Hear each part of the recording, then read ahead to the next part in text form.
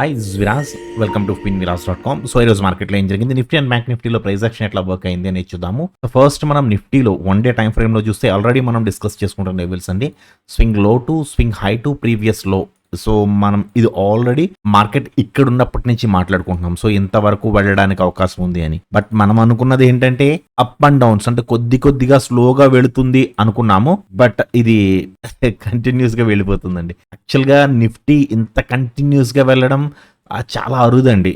యాక్చువల్గా అయితే up and downs అవుతూ ఉండాలి. బట్ కంటిన్యూస్గా 13 to 14 days నుంచి కంటిన్యూస్గా పైకి వెళుతుంది మార్కెట్. సో ఏం జరుగుతుంది అనేది చూడాలి. యాక్చువల్గా అయితే ఈ రోజు హాల్ట్ అయింది. యాక్చువల్గా ప్రతిరోజు కూడా అంటే ప్రీవియస్ డే కంటే కూడా పైకి వెళ్ళి టచ్ అయ్యి మళ్ళీ కిందకి రావడానికి ట్రై చేసేది. బట్ ఈ రోజు మాత్రం ఇన్సైడ్ క్యాండిల్ అండి. సో నిన్నటి డే ఏదైతే ఉందో ఆ డేలోనే ఈ రోజు క్లోజ్ అయింది.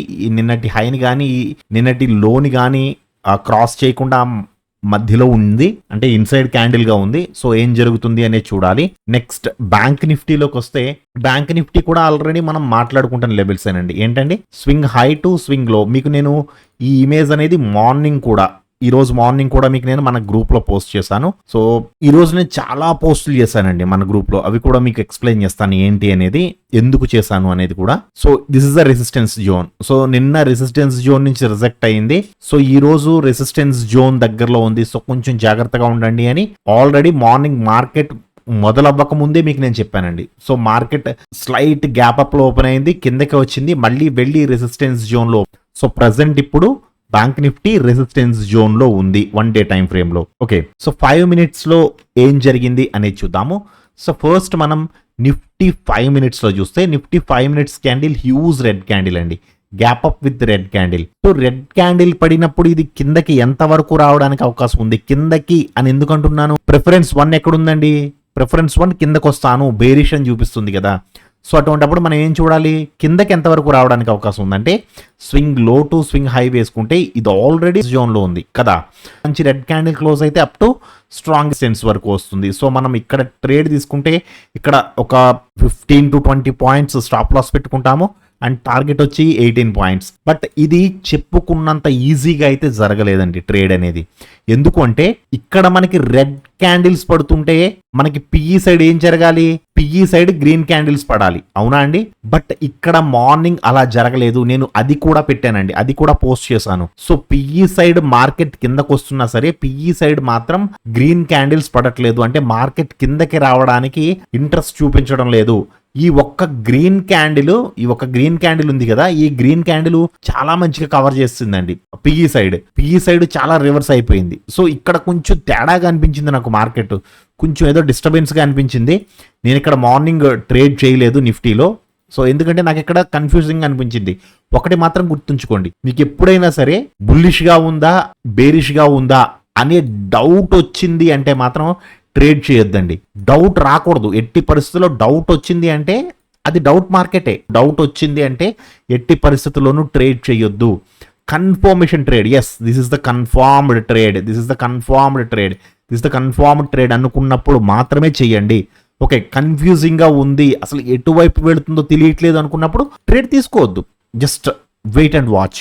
ఓకే, సో ఇక్కడైతే కొంచెం కన్ఫ్యూజ్ చేసిందని చెప్పాలి. మళ్ళీ ఇక్కడ మనకి బేరిష్ ఎంట్రీ ఇచ్చింది. నేను బ్యాంక్ నిఫ్టీలో క్లియర్గా ఎలా చెప్పానండి, ఈ జోన్ ని పెట్టుకోండి. సో ఈ జోన్ ఏదైతే ఉందో మీకు బ్యాంక్ నిఫ్టీ ఎక్స్ప్లెయిన్ చేసేటప్పుడు చెప్తాను, ఈ జోన్ నేను ఎలా తీసుకున్నాను అనేది. ఓకే, సో ఈ జోన్ ని పెట్టుకోండి. ఈ జోన్ కి ఎటు సైడ్ కి అయితే మార్కెట్ క్రాస్ చేయడానికి ట్రై చేస్తుందో అటు సైడ్ మీరు ట్రేడ్ తీసుకోండి. ఫస్ట్ బుల్లిష్ గా క్రాస్ చేయడానికి ట్రై చేస్తుందండి.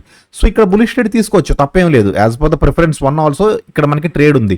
సో మనం ఇక్కడ ట్రేడ్ తీసుకుంటే ఇక్కడ స్టాప్ లాస్ పెట్టుకుంటాము. అంటే టార్గెట్ ఎంత ఉందండి, స్వింగ్ హై టు స్వింగ్ లో. యాక్చువల్గా అయితే ఇక్కడ టార్గెట్ ఉంది కదా. So this is the target. But ఇది ఇంతవరకు అయితే వెళ్ళలేదు. యాక్చువల్గా 25 points టార్గెట్ ఉంది, 13 points స్టాప్ లాస్ పెట్టుకుంటాము. ఇది వెళ్ళింది ఒక 9 to 10 points పైకి వెళ్ళి మళ్ళీ ఇమీడియట్ గా రివర్స్ అయిపోయింది. రివర్స్ అయిపోయినప్పుడు మీరు ఇక్కడ ఎట్టి పరిస్థితుల్లో ఎగ్జిట్ అయిపోవాలి. ఎందుకు, ఇది రివర్స్ అయిపోయిన ట్రేడ్. మీరు ఇన్ కేస్ ఈ క్యాండిల్లో మీరు ఎగ్జిట్ అవ్వకపోతే ఈ క్యాండిల్లో మీకు స్లైట్ అంటే స్టాప్ లాస్ అయితే కొట్టలేదు. స్టాప్ లాస్ ఇక్కడ పెట్టాం కాబట్టి ఇక్కడ స్టాప్ లాస్ అయితే కొట్టలేదు, కానీ మీరు మైనస్లోనే క్లోజ్ చేయవలసి ఉంటుంది. ఓకే, సో మళ్ళీ కిందకు వస్తున్నాం. మళ్ళీ ఇక్కడ పైకి వెళ్తున్నప్పుడు మళ్ళీ సిగ్నల్ ఇచ్చింది వీ హ్యావ్ టు వెయిట్, ఎందుకంటే ఇంకా చాలా స్పేస్ ఉంది. So we have to wait ఈ బాక్స్ క్రాస్ అవ్వడానికి. మళ్ళీ ఈ బాక్స్ని క్రాస్ చేసి ఈ క్యాండిల్ మనకి ఎంట్రీ ఇచ్చింది. ఈ క్యాండిల్లో మనకి యాక్చువల్గా నిఫ్టీలో అయితే పెద్దగా మూమెంట్ లేదు కానండి, బ్యాంక్ నిఫ్టీలో చాలా బాగా మూమెంట్ ఇచ్చింది. సో ఇటువంటి సందర్భాల్లో నేను ఏం చేయమంటున్నాను, 15 మినిట్స్లో పెట్టేసుకోండి. 15 మినిట్స్లో పెట్టుకుని ఎప్పుడైతే మార్కెట్ ఒక రేంజ్ని దాటడానికి ట్రై చేస్తుందో ఆ రేంజ్ని దాటడానికి ట్రై చేసినప్పుడు ట్రేడ్ తీసుకోండి అని క్లియర్గా చెప్తున్నా. సో మీకు ఇక్కడ వరకు వచ్చేటప్పటికే అర్థమైపోవాలి మార్కెట్ చాలా సైడ్ వేస్లో ఉంది అని. నిన్నటి లో ఏదైతే ఉందో ఆ లోని మార్కెట్ రెస్పెక్ట్ చేయడానికి ట్రై చేసింది. ఎందుకు చూసారా, స్వింగ్ లో టు స్వింగ్ హై, మొన్నటి క్లోజింగ్ నుంచి నిన్నటి హైకి, అంటే ఈ లో ఈ హై తీసుకుంటే this is the strongest resistance, strongest support అండి. సో ఇక్కడ మార్కెట్ రెస్పెక్ట్ చేయడానికి ట్రై చేసింది. సో ఇది ఎప్పుడైతే మళ్ళీ బుల్లిష్గా మారిందో, యాక్చువల్గా ఈ క్యాండిల్లో అదర్వైజ్ ఈ క్యాండిల్లో, ఈ 2 క్యాండిల్లో మీరు ఎక్కడ తీసుకున్నా పర్లేదు 15 మినిట్స్లో. సో ఇక్కడ మనకి 15 మినిట్స్ కన్ఫర్మేషన్ వచ్చినప్పుడు మనం ఇక్కడ నుంచి మళ్ళీ 5 మినిట్స్లోకి వచ్చేయచ్చు, ప్రాబ్లం లేదు. ఓకే, సో 15 మినిట్స్ కన్ఫర్మ్ చేసింది అంటే 5 మినిట్స్లోకి చేంజ్ చేసేసుకుంటారు. సో ఎంతవరకు వెళ్ళడానికి అవకాశం ఉంది, స్వింగ్ హై టు స్వింగ్ లో వేసుకుంటే మనం ఇక్కడ ట్రేడ్ తీసుకుంటాం. అదర్వైజ్ ఈ క్యాండిల్లో ట్రేడ్ తీసుకోండి. సో ఈ క్యాండిల్లో ట్రేడ్ తీసుకుంటే మనం స్వింగ్ లోలో అంటే 13 points stop loss and this is our target, అంతే కదండి, this is our resistance zone. So మనం ఇక్కడ ట్రేడ్ తీసుకుంటే ఇక్కడ స్టాప్ లాస్ పెట్టుకుంటాము, ఇక్కడ టార్గెట్ ఒక 20 పాయింట్స్ హ్యాపీగా వెళ్ళింది, టార్గెట్ని హిట్ అయింది. టార్గెట్ని హిట్ అయ్యి కిందకు వస్తున్నప్పుడు యాక్చువల్గా మళ్ళీ మనకి ఈ క్యాండిల్లో బేరిష్ ఎంట్రీ ఇచ్చింది, రెసిస్టెన్స్ జోన్కి వెళ్ళి కిందకి రావడానికి ట్రై చేసింది. యాక్చువల్గా అయితే స్ట్రాంగెస్ట్ రెసిస్టెన్స్ వరకు కూడా వెళ్ళాలి, ఎందుకంటే ఈ క్యాండిల్ మంచి క్యాండిల్, బట్ ఇది వెళ్ళలేదు, మళ్ళీ కిందకి రావడానికి ట్రై చేసింది. సో కిందకి రావడానికి ట్రై చేసినప్పుడు ఎంతవరకు రావడానికి అవకాశం ఉంది, స్వింగ్ లో టు స్వింగ్ హై ఇదే జోన్ ఉందండి. సో మీరు ఇక్కడ ట్రేడ్ తీసుకుంటే ఇక్కడ స్టాప్ లాస్ పెట్టుకుంటాము, ఒక 11 points stop loss and 18 to 19 points target. ఇది వచ్చింది, టార్గెట్ని హిట్ అయింది, టార్గెట్ని హిట్ అయ్యి మళ్ళీ సపోర్ట్ జోన్ నుంచి, దిస్ ఇస్ సపోర్ట్ జోన్ కదండి, సపోర్ట్ జోన్ నుంచి మళ్ళీ రివర్స్ అవుతున్నప్పుడు మళ్ళీ ఈ క్యాండిల్లో మళ్ళీ మనకి ఎంట్రీ ఇచ్చింది కదా అండి. ఒకసారి ఇవన్నీ తీసేస్తున్నాను, మళ్ళీ పెడతాను చూడండి. ఈ క్యాండిల్లో మళ్ళీ రివర్స్ ఎంట్రీకి చూపించింది. సో యాక్చువల్గా అయితే మనకి నిఫ్టీలో ఈ జోన్ నుంచి కూడా, ఈ జోన్ నుంచి ఇక్కడ నుంచి క్లైమాక్స్ వరకు కూడా మనకి ఆర్ఎస్ఐ అండ్ ఫైనాన్స్ మినిస్టర్ రెండు కూడా మనకి ఎగ్జాక్ట్ గా సిగ్నల్స్ ఇచ్చాయండి. మార్కెట్ ఎటువైపు వెళుతుంది అనేది ఫైనాన్స్ మినిస్టర్ అండ్ ప్రిఫరెన్స్ 1 రెండు కూడా ఎగ్జాక్ట్ ఎంట్రీస్ ఇచ్చాయి, చాలా మంచి ఎంట్రీస్ ఇచ్చాయండి.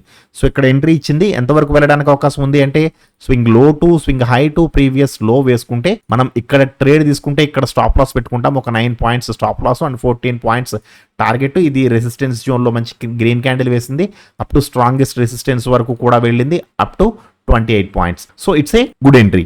యాక్చువల్గా ఇక్కడ కొంచెం ఇబ్బంది పెట్టినా కానీ ఫైనల్లో, అంటే final in the sense second హాఫ్లో మాత్రం చాలా మంచి ట్రేడ్స్ ఇచ్చిన trades it's a good one. Technical పరంగా చాలా బాగా మూవ్ అయింది. ఇప్పుడు బ్యాంక్ నిఫ్టీలో ఏం జరిగింది అనేది చూద్దాము.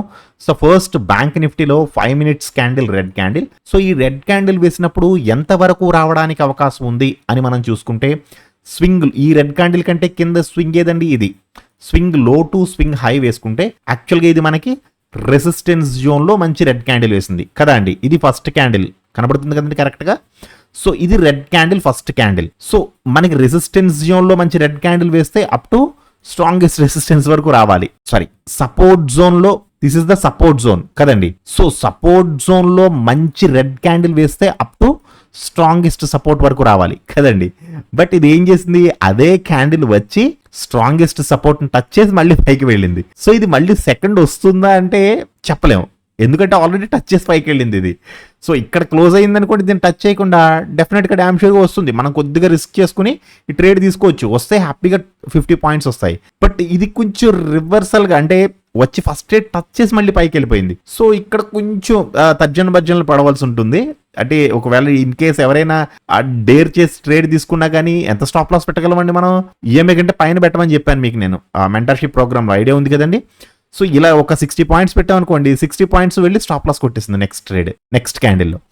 సో బుల్లిష్గా ఉందంటే ఇక్కడెక్కడ కూడా బుల్లిష్ ఎంట్రీ లేదు, ఇదంతా బేరిష్గానే ఉంది. బట్ మనకి మూవ్ అవ్వడానికి స్పేస్ కావాలి. సో ఆ ఛాన్స్ మనకి ఈ క్యాండిల్ ఇచ్చిందండి. సో ఈ క్యాండిల్లో మనం ట్రేడ్ తీసుకుంటే ఇక్కడ స్టాప్ లాస్ పెట్టుకుంటాము, ఒక 50 points stop loss and 36 to 40 points target. ఇది వచ్చింది. యాక్చువల్గా ఈ క్యాండిల్ ఏం చేసిందంటే వచ్చి 1 జోన్ని టచ్ అయ్యి 90 పాయింట్స్ 1 జోన్ని టచ్ అయ్యి మళ్ళీ ఇమ్మీడియట్గా 50 పాయింట్స్ మళ్ళీ రివర్స్ అయిపోయిందండి. ఇదే క్యాండిల్, ఈ క్యాండిల్ చూడండి ఒకసారి, ఇవన్నీ తీసేస్తున్నాను. ఈ క్యాండిల్ ఏదైతే ఉందో ఫస్ట్ స్టార్టింగ్ నేను ఇక్కడ ట్రేడ్ తీసుకుని ఇమీడియట్ గా పోస్ట్ చేశానండి. నేను ఇక్కడ ట్రేడ్ తీసుకున్నాను, నేను టార్గెట్ తో ఎగ్జిట్ అయ్యాను అని పోస్ట్ చేసిన విత్ ఇన్ 1 minute లో ఇది రెడ్ లోకి వెళ్ళిపోయింది. రెడ్ లోకి కాస్ట్ కు వెళ్ళిపోయి ఈవెన్ స్టాప్ లాస్ కూడా కొట్టేసింది అనమాట. అంత వాలటైల్ గా మూవ్ అయిందండి ఈ సింగిల్ క్యాండిల్, చాలా సూపర్ గా అనమాట. నేనైతే ప్రాఫిట్ లోనే ఎగ్జిట్ అయ్యా, చాలా మంచి పాయింట్స్ తీశాను. నెక్స్ట్ మళ్ళీ బేరిష్ గా చూపించింది. ఇక్కడ మనం ఇంకా బేరిష్ ట్రేడ్ తీసుకోం, ఎందుకంటే మనకి స్ట్రాంగెస్ట్ సపోర్ట్ అనేది దగ్గరలో ఉంది. మళ్ళీ పైకి వెళ్తున్నప్పుడు యాక్చువల్గా మనకి ఇక్కడ బుల్లిష్ ట్రేడ్ ఇచ్చింది. సో ఇక్కడ బుల్లిష్ ట్రేడ్ ఇచ్చినప్పుడు ఎంతవరకు వెళ్ళడానికి అవకాశం ఉంది? స్వింగ్ హై టు స్వింగ్ లో కదండి. ఇది మనకి రెసిస్టెన్స్ జోన్ లో క్యాండిల్ క్లోజ్ అయింది. గ్రీన్ క్యాండిల్, మంచి గ్రీన్ క్యాండిల్ క్లోజ్ అవ్వాలి, మంచి బుల్లిష్ క్యాండిల్. కానీ ఇది అలా జరగలేదు, గమనించారా మీరు? మంచి బుల్లిష్ క్యాండిల్ కాదు, చిన్న క్యాండిల్ అండి. సో ఇది అప్ టు రెసిస్టెన్స్ వరకు వెళ్ళడానికి అవకాశం లేదు, స్ట్రాంగెస్ట్ రెసిస్టెన్స్ వరకు వెళ్ళదండి. సో రెసిస్టెన్స్కి వెళ్ళింది, మళ్ళీ రివర్స్ అయ్యి లిటిల్ బ్రదర్, మళ్ళీ రెసిస్టెన్స్కి వెళ్ళింది, మళ్ళీ లిటిల్ బ్రదర్.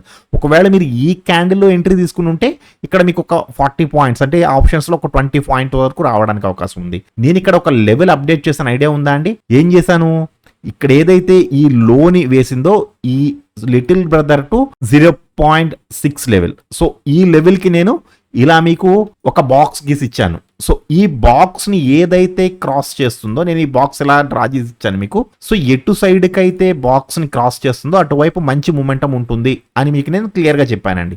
సో ఇది ఏం చేసింది, ఫస్ట్ బుల్లిష్ గా వెళ్ళడానికి ట్రై చేసింది యాక్చువల్గా అయితే. బట్ ఇక్కడ రెసిస్టెన్స్ జోన్ ఉంది, సో వెళ్ళడానికి అవకాశం లేదు.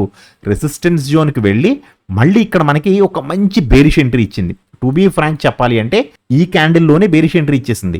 బట్ మనకి బాక్స్ ఇంతవరకు ఉంది. సో నెక్స్ట్ క్యాండిల్ కూడా వెయిట్ చేసి మనం ఈ క్యాండిల్లో మనం బేరిష్ ఎంట్రీ తీసుకోవచ్చు. ఓకే, ఇక్కడ మనం బేరిష్ ఎంట్రీ తీసుకున్నాం, ఎంతవరకు రావడానికి అవకాశం ఉంది? ఇక్కడ మనకి 2 లెవెల్స్ ఉన్నాయి. ఒకటి first swing high to swing లో టు ప్రీవియస్ హై వేసుకుంటే మనకి ఇంతవరకు రావడానికి అవకాశం ఉంది. అవునా అండి? ఒక 70 పాయింట్స్ అంటే మనకి స్టాప్ లాస్ వచ్చి ఒక 43 పాయింట్స్ అంటే టార్గెట్ వచ్చి 60 పాయింట్స్, 66 పాయింట్స్. అండ్ ఇది ఏం చేసింది, సపోర్ట్ జోన్ లో మంచి గ్రీన్ క్యాండిల్ సపోర్ట్ జోన్ ని కూడా క్రాస్ చేసి వేసింది. సో ఇది అప్ టు స్ట్రాంగెస్ట్ సపోర్ట్ వరకు వస్తుంది. యాక్చువల్ గా మీరు ఈ క్యాండిల్ లో ఇక్కడ తీసుకున్నా సరే ఇది 80 పాయింట్స్ ఇచ్చిందండి. నేను ఈ క్యాండిల్ మనకి ఇలా గ్రీన్ క్యాండిల్ కనబడుతుంది కదా, ఈ క్యాండిల్ చాలా ఎక్స్ట్రాడినరీగా మూవ్ అయిందండి.